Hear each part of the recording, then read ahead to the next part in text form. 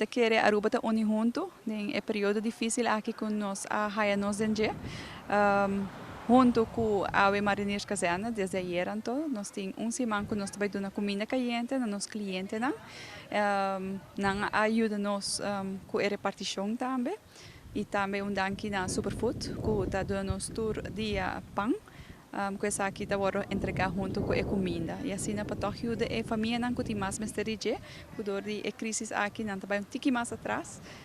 E assim, para todos nos oferecer uma comida na família. A Fundação para nos comunidade introduzir COVID paquete. Nos acercar of nos mail to nos amigos na FPNC tour instância na que nós trabalhamos conjuntamente com ele, entre outros weet Gele Kruis, FCCA, Sociale Zaken, Bibobogia, Respaldo, entre outros, nós trabalhamos com 40 instâncias, mail hierover com dan meldt um cliente e manda o formulário.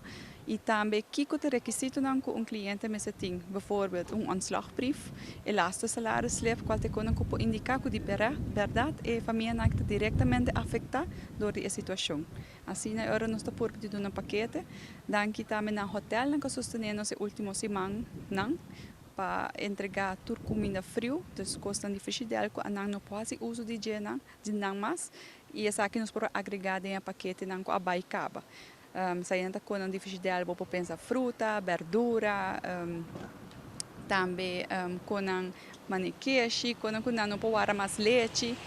Restaurantes também a colaborar bom hasta que o caminho da cozinha acaba, zij nos repartir também.